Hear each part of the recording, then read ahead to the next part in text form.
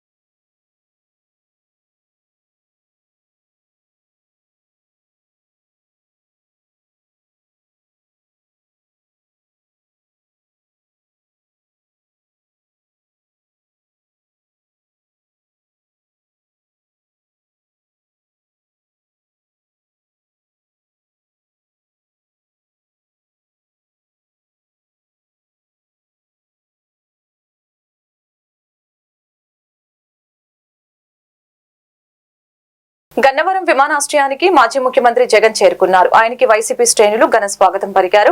విమానాశ్రయం నుండి తాడేపల్లి నివాసానికి జగన్మోహన్ రెడ్డి బయలుదేరారు. ఘన స్వాగతం పలికిన మాజీ మంత్రి మేరుక నాగార్జున, పేర్ని నాని, వెల్లంపల్లి శ్రీనివాస్, ఎమ్మెల్సీలు తలసిల రఘురాం, లేళ్లపిరెడ్డి, మొండితోక అరుణ్ కుమార్, మాజీ ఎమ్మెల్యేలు మల్లాది విష్ణు, కైలి అనిల్ కుమార్, సింహాద్రి రమేష్ బాబు, దూలం నాగేశ్వరరావు, మేయర్ రాయన భాగ్యలక్ష్మి.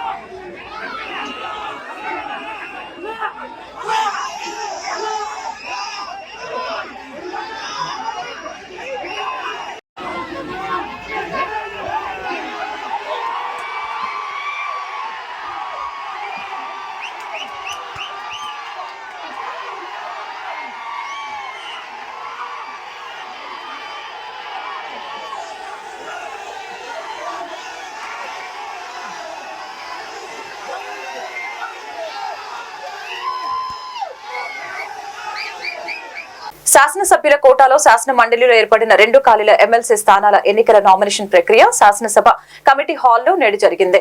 జనసేన పార్టీ తరపున అభ్యర్థిగా పిడుగు హరిప్రసాద్, తెలుగుదేశం పార్టీ తరపున సి రామచంద్రేలను ఎమ్మెల్సీ అభ్యర్థులుగా ప్రతిపాదిస్తూ నామినేషన్లు దాఖలు చేశారు. రిటర్నింగ్ అధికారి ఎం విజయరాజు, అసిస్టెంట్ రిటర్నింగ్ అధికారి పివి సుబ్బారెడ్డి నామినేషన్లు స్వీకరించారు. జనసేన పార్టీ ప్రతినిధులు నాదెండ్ల మనోహర్, శ్రీ కందుల దుర్గేష్, శ్రీమతి లోకం మాధవి, మండలి బుద్ధప్రసాద్, తెలుగుదేశం పార్టీ ప్రతినిధులు పయ్యావుల కేశవ్, ఎన్ఎండి ఫరూక్, జూలకంటి బ్రహ్మానందరెడ్డి, ఏలూరి సాంబశివరావు హాజరయ్యారు.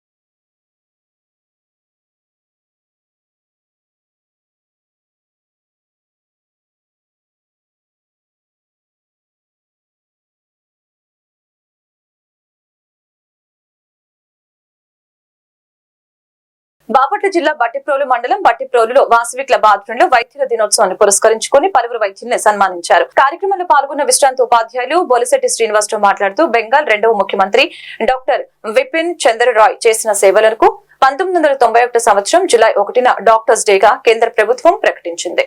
అప్పటి నుంచి కేంద్ర రాష్ట్ర ప్రభుత్వాలు స్వచ్ఛంద సంస్థలు డాక్టర్స్ చేసిన సేవలకు సన్మానించుకోవడం జరుగుతుందని, వాసవి క్లబ్ వారి ఆధ్వర్యంలో మేము సన్మానించడం జరుగుతుందని తెలియజేశారు. కార్యక్రమంలో బూర్లె చంద్రశేఖర్, కురాళ్ల రవికుమార్, కొత్త రవితేజ, మెంట సాంబశివరావు, చన్న వెంకటేశ్వరరావు, మానేపల్లి లక్ష్మీ నరసింహారావు, ముద్దుల రాజారావు, ముద్దుల మహా వెంకటేశ్వరరావు తదితరులు పాల్గొన్నారు.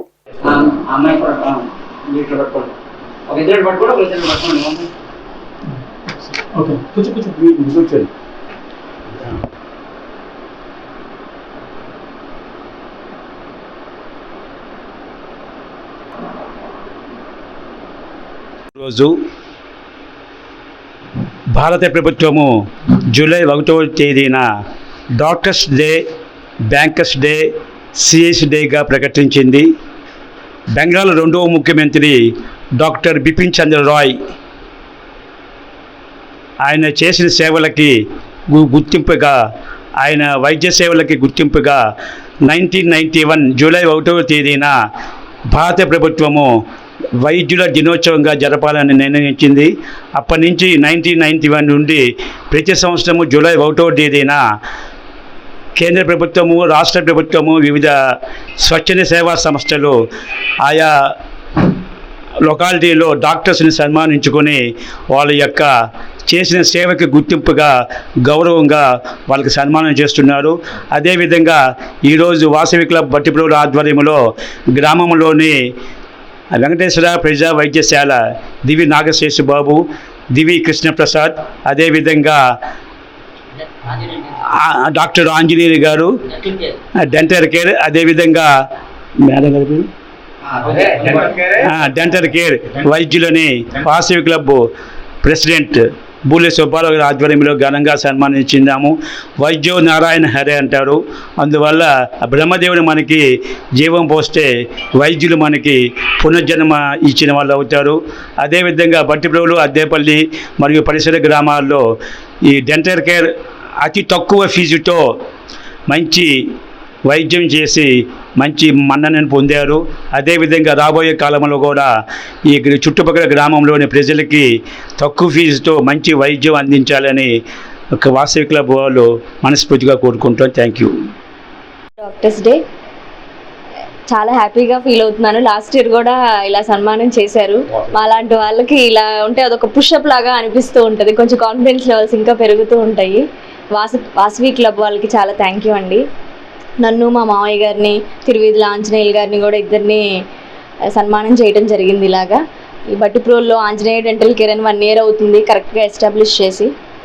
సో ఎటువంటి ఓపీ ఫీజు ఏం లేకుండా సర్వీస్ చేయాలనే మోటివ్తోనే స్టార్ట్ చేశాము. జమ్మూ కాశ్మీర్లోని లడక్ వద్ద యుద్ధ ట్యాంకులు వెళ్తూ నదిని దాటే ప్రయత్నంలో మరణించిన రేపల్లె రూరల్ మండలం ఇస్లాంపూర్కి చెందిన సుబాన్ ఖాన్ పార్థివ దేహానికి రాష్ట్ర రెవెన్యూ రిజిస్ట్రేషన్ మరియు స్టాంప్ శాఖ మాధ్యులు అనగాని సత్యప్రసాద్ మరియు సైనిక అధికారులు పూలమాలలు వేసి నివాళులర్పించి వారి కుటుంబ సభ్యులకు తమ ప్రగాఢ సానుభూతిని తెలిపారు.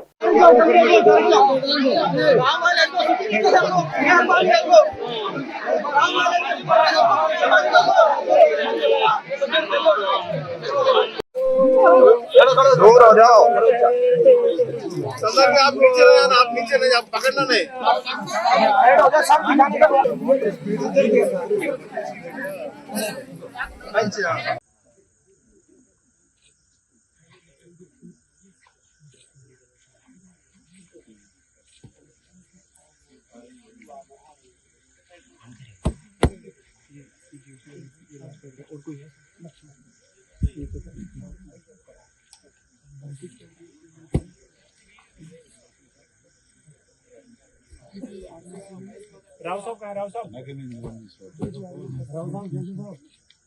బాపట్ల జిల్లా చెరుకుపల్లి మండలం జగన్మోహన్ రెడ్డి అరాచక రాక్షస పాలన అంతమొందించి టీడీపీ సురక్షిత పరిపాలన వస్తే కాలినడకన తిరుమల తిరుపతి వస్తారని మొక్కుకున్న కొల్లూరు గ్రామ టీడీపీ నాయకులు, అలాగే కలియుగ దైవం తిరుమల తిరుపతి వెంకన్న స్వామి మా మొర ఆలకించాడంటూ పాదయాత్ర చేసుకుంటూ గోవిందా గోవిందా అని నినాదాలు చేసుకుంటూ కొల్లూరు గ్రామం నుంచి బయలుదేరిన టీడీపీ నాయకులు మార్గ మధ్యలో ఉన్న బట్టిప్రోలు, కనకాల, గూడవల్లి గ్రామాలను సందర్శించుకుంటూ చెరుకుపల్లి మండలం గ్రామానికి విచ్చేశారు. చెరుకుపల్లి మండల గ్రామ టీడీపీ నాయకులు వారికి స్వాగతం పలికి శాల్వాను కప్పి సత్కరించడం జరిగింది. గోవిందా గోవిందా అంటూ నినాదం చేసుకుంటూ కొంత దూరం వారితో ప్రయాణం చేసి వారిని తిరుమల తిరుపతికి సాగనంపారు. కార్యక్రమంలో చెరుకుపల్లి మండల తెలుగుదేశం నాయకులు, కార్యకర్తలు పాల్గొన్నారు.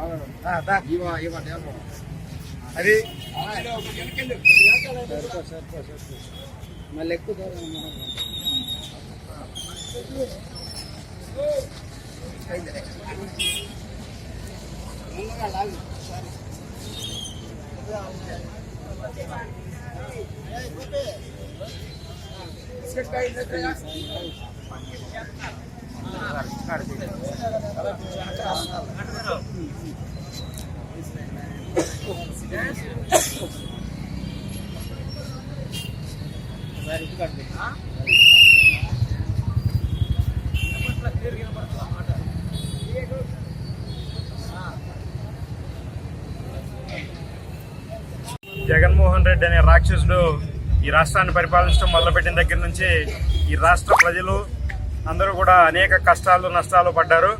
ఆ రాక్షసుడి నుంచి విముక్తి కలిగించడం కోసం చంద్రబాబు నాయుడు గారు ముఖ్యమంత్రి కావాలని చెప్పి మన కలియుగ దైవం తిరుమల తిరుపతి వెంకటేశ్వర స్వామిని నేను ప్రార్థించడం జరిగింది.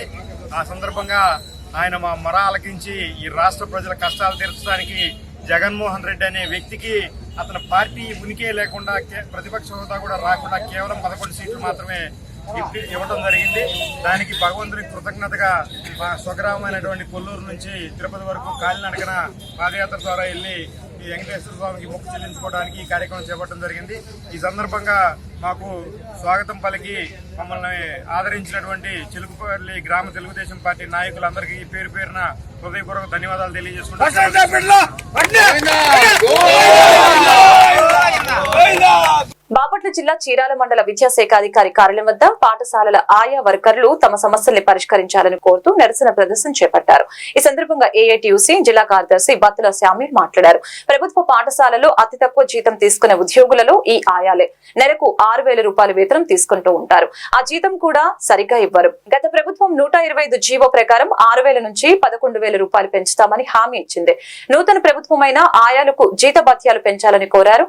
ఈ కార్యక్రమంలో అచ్యుతుని, బాబురావు, ఆయా వర్కర్లు తదితరులు పాల్గొన్నారు. ఇవ్వాలి, అందరికి ఇన్సూరెన్స్ సౌకర్యాన్ని కల్పించాలి, అందరికి ఇన్సూరెన్స్ సౌకర్యం ఇవ్వాలి, గుర్తింపు కార్డులు అందరికి ఇవ్వాలి, గుర్తింపు ఉద్యోగ భద్రత అందరికి రక్షణ కల్పించాలి, ఉద్యోగులందరికీ రక్షణ కల్పించాలి. ఈ రోజున చీరాల నియోజకవర్గంలో ఉన్నటువంటి ప్రభుత్వ స్కూల్ ఆయాలు వారికి గత 4 నెలల నుండి జీతాలు లేవు. వారందరూ కూడా ఎక్కువగా ఎస్సీ, ఎస్టీ, బీసీ మైనారిటీకి సంబంధించినటువంటి వారే. గత 4 నెలల నుండి కూడా జీతాలు రానందువల్ల వాళ్ళ కుటుంబాలు చాలా ఆర్థికంగా ఎన్నో ఇబ్బందులు పడతా ఉన్నారు. ప్రభుత్వం ఎన్నో రకాలుగా వేలకు వేలు జీతాలు ఇచ్చేటటువంటి వాళ్ళనేమో వాళ్ళు సక్రమంగా జీతాలు ఇస్తుంది. అదేవిధంగా స్కూల్లో పనిచేసేటటువంటి ఆయాలకు మాత్రం గత 4 నెలల నుంచి జీతాలు లేకపోవటం చాలా ఇబ్బందికర పరిస్థితులు ఉంది. మరి కొన్ని స్కీమ్ వర్కర్లకు కూడా 24 నెలల నుంచి జీతాలు లేవు.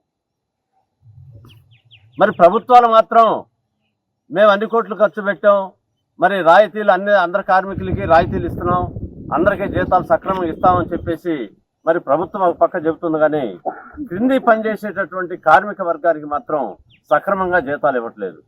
చీరాల నియోజకవర్గంలో కూడా మరి వాళ్ళ ఎంఈఓ గారికి మెమోరాండం ఇచ్చేసి మా యొక్క ఆయా కార్మికుల పెండింగ్ సమస్యలు తీర్చాలని, పెండింగ్ జీతాలు ఇవ్వాలని చెప్పేసి కోరుతూ మరి ఈరోజు ధర్నా చేయడం జరుగుతూ ఉంది. సార్, నా పేరు నోకరత్నం. మాకున్న సమస్యలు ఏంటంటే అనారోగ్యం వచ్చినా తప్పనిసరిగా అక్కడ సెలవులు పెట్టకుండా చేయాల్సింది. నేను చేయలేకపోయినా నా భర్తనైనా అక్కడ పెడుతున్నా. ఏదంటే ఈ జీతం ఎదురుకి మాకు సాగుతలేదు. మాకు పెండింగ్ జీతాలు ఇవ్వాలని మేము కోరుకుంటున్నాము. కొంచెం జీతం కూడా పెంచిస్తే మాకు సమస్యలకి బాగా తోడుగా ఉంటుందని మేము ఆశిస్తున్నాం సార్. భగవంతుడు సృష్టిని ఏర్పాటు చేయడానికి 7 దినాలు కృషి చేశాడు. ఆ కృషిలో ఎన్నో జీవరాశుల్ని సృష్టించారు. అందులో ఎన్నో పక్షులున్నాయి. ఆ పక్ష్యాదులలో ఒకటైన పావురం. ఆ పావురం లక్షణాలను గురించి నేను మీకు ఈరోజు తెలియజేస్తానని పాస్టర్ రెవరెండ్ ఆర్ ఆమోస్ తెలియజేశారు. బాపట్ల జిల్లా వేమూరు నియోజకవర్గ మండల కేంద్రం అమృతులూరు ఉత్తర దళితవాడలోని తెలుగు బాప్టిస్టు చర్చి ఉత్తరం నందు సోమవారం రాత్రి పాస్టర్ రెవరెండ్ ఎల్లమాటి శ్రీకాంత్ విశ్వనాథ్ ఆధ్వర్యంలో సంఘ పెద్దల పర్యవేక్షణలో ప్రత్యేక ఉపవాస ప్రార్థన కూడిక జరిగింది. ఈ సందర్భంగా ముఖ్య అతిథిగా పాల్గొన్న ఆమోస్ మాట్లాడుతూ, బండి సందులలో ఎగురు నా పావురమ్మ, పేటు బీటలను ఆశ్రయించు నా పావురమ్మ, నీ స్వరము మధురము, నీ ముఖము మనోహరము, నీ ముఖము నాకు కనుపడనిమ్ము, నీ స్వరము నాకు వినపడనిమ్ము అని తెలిపారు. ఈ కార్యక్రమంలో సంఘస్థులు, సంఘ పెద్దలు, స్త్రీల సమాజం యూత్ సభ్యులు, సండే స్కూల్ విద్యార్థులు భక్తి శ్రద్ధలతో అధిక సంఖ్యలో పాల్గొన్నారు. 7 దినాలు పనిచేశాడు. 7 దినాలు సృష్టి చేశాడు. 7 దినాల సృష్టిలో ఎన్నో చేశాడు. ఆ సృష్టిలో కొన్ని పక్షాదులు సృష్టించినాడు. ఆ పక్షుల్లో మనందరికీ తెలిసిన పక్షి పావురం. చెప్పండి ఏంటండి? పావురం. ఇక్కడ మీరందరూ పావురాన్ని చూశారు. కొన్ని కుటుంబాల్లో పావురాలు కూడా కలిగి ఉన్నారు. ప్రభుత్వం ఈ రోజు నా అంశం ఏంటంటే పావురం యొక్క లక్షణాల గురించి నేను మీకు ధ్యానం చేయాలని నేను ఇష్టపడుతున్నాను. ఇక్కడ పావురం చూసిన ఎంతమంది చేయొద్దండి ఒకసారి. అంశం ఏంటంటే పావురం యొక్క లక్షణాల గురించి నేను మీకు చెప్పాలని ఇష్టపడుతున్నాను. ప్రభు ప్రేమతో బిడ్డలారా, నా లేఖన ధ్యానం నిమిత్తమై పరమగీతాల గ్రంథము 2వ అధ్యాయము 14వ వచనాన్ని చదివి సహాయం చేయండి. పరమగీతాల గ్రంథము 2వ అధ్యాయము 14వ వచనం. బండ సందుల్లో ఎగురున్న పావురమా, ఆ పేటి బిడ్డను ఆశ్రయించున్న పావురమా, నీ స్వరము మధురము, నీ ముఖము మనోహరము, నీ ముఖము నాకు కనబడనిమ్ము, నీ స్వరము నాకు వినబడనిమ్ము. చాలు చాలు చాలు. 66 గ్రంథాలు ఉన్నాయి, 66 పుస్తకాలు ఉన్నాయి. ఈ 66 పుస్తకాల్లో 131,173 వచనాలు కలిగిన గ్రంథం బైబిల్ గ్రంథం. ఈ బైబిల్ గ్రంథాన్ని సుమారు 40 మంది ప్రవక్తలు రాశారు. ఈ బైబిల్ గ్రంథం రాయడానికి సుమారు 1600 సంవత్సరాలు పట్టింది. ప్రపంచంలో ఎక్కువగా ముద్రించబడిన గ్రంథం ఏదైనా ఉన్నదయ్యా అంటే అది బైబిల్ గ్రంథమే. ఎక్కువగా ముద్రించే గ్రంథం బైబిల్ గ్రంథం. మొదటి ముద్రించిన గ్రంథం కూడా, అచ్చు యంత్రం కనుక్కున్న తర్వాత మొదటి ముద్రించిన గ్రంథం కూడా బైబిల్ గ్రంథమే. ఈ రోజు కూడా ప్రపంచంలో ఎక్కువగా ముద్రించబడుతున్న గ్రంథం ఏదైనా ఉన్నది అంటే బైబిల్ గ్రంథమే. లోకంలో ఎన్నో గ్రంథాలు ఉన్నాయి, ఆ గ్రంథాలకు లేని పేరు మన బైబిల్ గ్రంథం ఉంది. ఆ పేరేంటంటే గ్రంథాలు ఎన్నో ఉన్నాయి.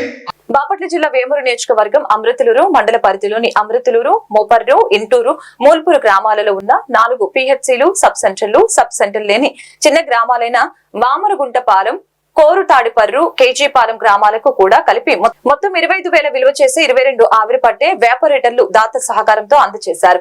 డాక్టర్ శరణు మునిచందు బాబు జ్ఞాపకార్థం వారి కుమార్తెలు ఎన్ఆర్ఐలు శ్రీ వాసవి, శ్రీ చందనులు అందించిన ఆర్థిక సహాయంతో మంగళవారం వీటిని పంపిణీ చేశారు. అమృతలూరు ప్రాథమిక ఆరోగ్య కేంద్రం ప్రాంగణంలో మాజీ ఎంపీపీ మైనేని రత్నప్రసాద్ ఆధ్వర్యంలో జరిగిన కార్యక్రమంలో డాక్టర్ మొవ్వ యేసుబాబు, డాక్టర్ పాలడుగు శృతి మౌనిక చేతుల మీదుగా మండల పరిధిలోని ఏఎన్ఎంలు, పిహెచ్సిల సూపర్వైజర్లకు వ్యాపరేటర్లను అందజేశారు. ఈ సందర్భంగా మైనేని రత్నప్రసాద్ మీడియాతో మాట్లాడారు. ఈ కార్యక్రమంలో శరణు, రవిచంద్ర, ఎలవర్తి కృష్ణ, గెల్లి సత్యనారాయణ, నార్ల వెంకటేశ్వరరావు, చావలి అంజయ్య, ఆయా గ్రామాల ఆశా కార్యకర్తలు, ఏఎన్ఎంలు పాల్గొన్నారు.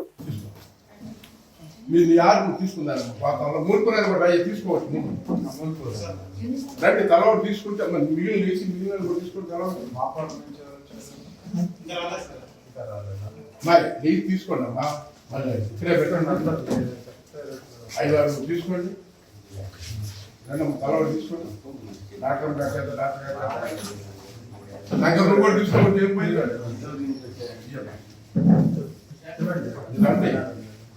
ఇంటూరు అమ్మాయి ఇయ్యమ్మ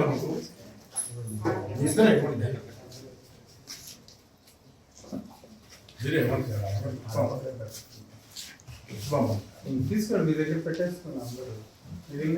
మీ విలేజెస్ మీరు తీసుకెళ్ళిపోండి, మీకు మేము పంపిస్తాం. రాని వాళ్ళు ఉంటారు కదా, అమ్మా ఇంటూరు అదేనమ్మా అలా మన కాదా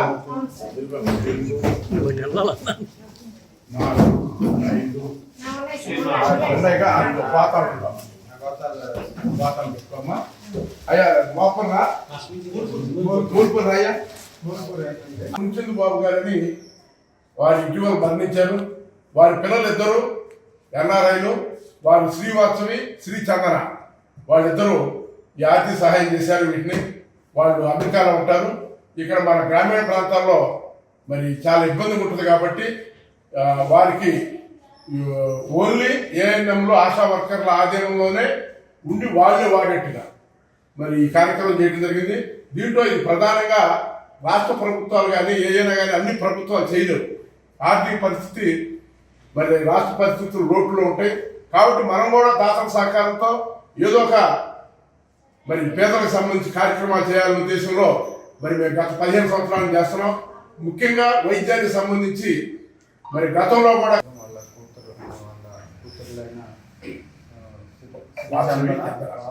వాసవి, చందన వాళ్ళ దాతల సహకారంతో ఈ లిక్విడ్ వ్యాపరైజర్స్ మన అమర్తలూరు మండలంలోనే ప్రతి గ్రామానికి ఇవ్వటం జరుగుతుంది మైనేని రత్నప్రసాద్ గారి ఆధ్వర్యంలో. సో ఈ లిక్విడ్ వ్యాపరైజర్స్ ప్రతి సెక్రటేరియట్లో మనకి మీ అందరికీ తెలుసు, ప్రతి సచివాలయంలో మనకు ఒక ఏఎన్ఎం ఉన్నారు. సో ఏఎన్ఎం దగ్గర కానీ ఆశా దగ్గర కానీ పెట్టుకొని ఎవరైనా ఈ ఆవిరి అని మీ అందరికీ తెలుసు, ముక్కు దిబ్బడ కానీ, సో నేషనల్ కంజెషన్ అంటారు, సో లేకపోతే ఊపిరి ఆడకపోయినా, సో లైట్ సలైన్ వాటర్ కానీ, లేకపోతే నీళ్ళలో కొంచెం లైట్గా ఉప్పు వేసుకొని అయినా సో ఆవిరి పీలిస్తే సో మనకి ఆ ముక్కు దిబ్బడ నేషనల్ బ్లాకేజ్ అనేది క్లియర్ అవుతుంది. సో వర్షాకాలం ప్రభుత్వ బడుల్ని బలోపేతం చేద్దాం, బడియుడు గల పిల్లల్ని ప్రభుత్వ బడిలో చేర్పిద్దామని బాపట్ల జిల్లా యూటిఎఫ్ శాఖ కోశాధికారి ఎం వెంకటేశ్వరరెడ్డి తెలిపారు. మంగళవారం కర్లపాలెం యూటిఎఫ్ శాఖ సభ్యత్వ క్యాంపెయిన్ ప్రారంభించారు. ఈ కార్యక్రమానికి కర్లపాలెం యూటిఎఫ్ శాఖ అధ్యక్షులు బివి శ్రీనివాస్ అధ్యక్షత వహించగా ఎం వెంకటేశ్వరరెడ్డి ముఖ్య అతిథిగా పాల్గొన్నారు. ఈ సందర్భంగా యూటిఎఫ్ శాఖ కర్లపాలెం ప్రధాన కార్యదర్శి వైవి నారాయణ మాట్లాడారు. ఉపాధ్యాయుల సమస్యలు పరిష్కరించడంలోనూ సామాజిక స్పృహ కల్పించడంలో యూటిఎఫ్ ముందంజలో ఉంటుందని తెలియజేశారు. కార్యక్రమంలో మండల యూటిఎఫ్ ప్రతినిధులు Polisrao, CH Prabhakar, J David, M Ganapathi Reddy, G Srinivasarao, B Raghavendra, Babuji Reddy, P Usha Kiran, B Srinivasarao తదితరులు పాల్గొన్నారు.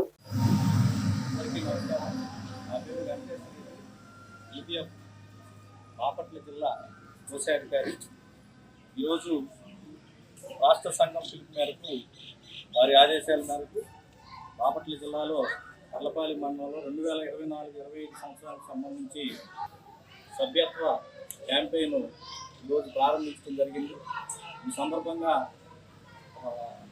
ఉపాధ్యాయులందరినీ కూడా సంఘంలో మెంబర్స్గా చేర్చుకోవడంతో పాటుగా సామాజిక స్పృహలో భాగంగా యూటీఎఫ్ విధానాల్లో భాగంగా ప్రభుత్వ రంగంలో ఉన్నటువంటి పాఠశాలను రక్షించుకోవాలని, పాఠశాలల్లో విద్యార్థుల్ని ఎక్కువ సంఖ్యలో చేర్చుకొని ప్రభుత్వ విద్యారంగాన్ని బలోపేతం చేయడంతో పాటుగా అందరూ కూడా ఉపాధ్యాయులందరూ సభ్యులుగా చేరి రాష్ట్రంలో ఉపాధ్యాయుల సమస్యల పరిష్కారానికి సామాజికంగా ఉన్నటువంటి అవేర్నెస్ ప్రోగ్రామ్ని కూడా పెంచేటువంటి లక్ష్యాలుగా యూటీఎఫ్ పనిచేస్తూ ఉంది. ఈ సందర్భంగా యూటీఎఫ్ని బలపరిచి ప్రభుత్వ ఉపాధ్యాయుల యొక్క సమస్యల పరిష్కారంలోనూ అలాగే ప్రభుత్వ విద్యారంగాన్ని బలోపేతం చేయడానికి అందరూ కూడా సహకరించాలని సందర్భంగా తెలియజేస్తూ సెలవు తీసుకుంటాం. ధన్యవాదాలు. ఈ వార్తలు ఇంతటితో సమాప్తం. మరొక బులెటిన్ మళ్ళీ కలుద్దాం. నమస్కారం.